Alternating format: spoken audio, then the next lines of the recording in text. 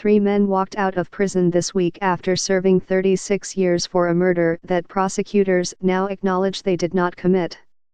All along, the 3A Alfred Chestnut, Ransom Watkins, and Andrew Stewart A had insisted that they had nothing to do with the 1983 death of a junior high school student who was targeted inside the halls of his Baltimore school for his popular brand of jacket. But it took Baltimore officials, including the state's attorney's office that had prosecuted them in the first place, reaching the same conclusion to set them free. Marilyn Mosby, who took over the prosecutor's office in 2015, decades after the original trial, created a conviction integrity unit to review cases like this one. This interview with her has been edited and condensed. How did this happen?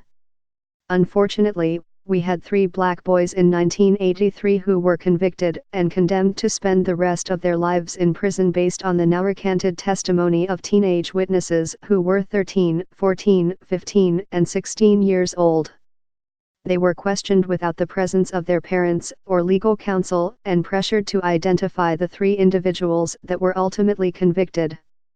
They were pressured by the Baltimore Police Department, as well as the prosecutor. The prosecutor in the case told a straight-up lie about exculpatory evidence he had. I also think it's really important not to ignore the race element. They were literally vilified in the entire community. They were treated like animals. We were able to dehumanize individuals that we see to be criminals. Why did you start a team to look at cases like this? The mission of a prosecutor is not to just go after individuals who have committed crimes and zealously advocate on behalf of victims and witnesses of crime. Your mission is justice over conviction. What sort of reaction have you gotten from other prosecutors?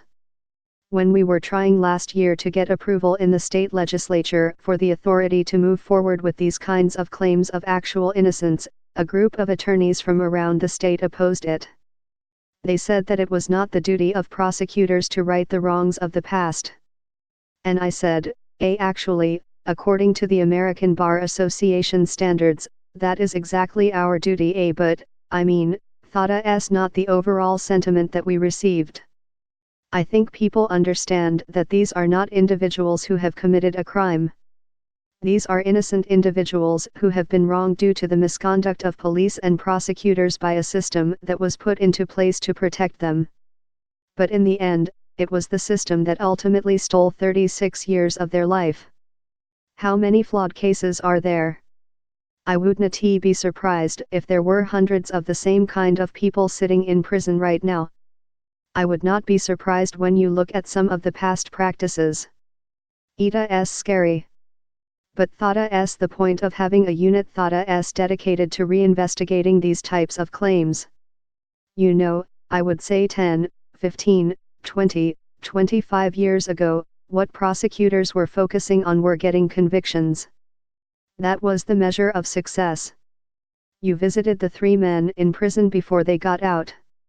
Why? I wanted to be able to look them in the eyes, understanding that I now represent the system that wronged them. I was 3 years old when this happened. And I now have an obligation to acknowledge the part of the criminal justice system that has harmed them. I felt it was important to go to them, not to have them wait for me to make that apology, but to go to them, where the state, ultimately, put them. And to say, I am sorry, on behalf of a system that can be as flawed as to take away 36 years of an innocent man's life.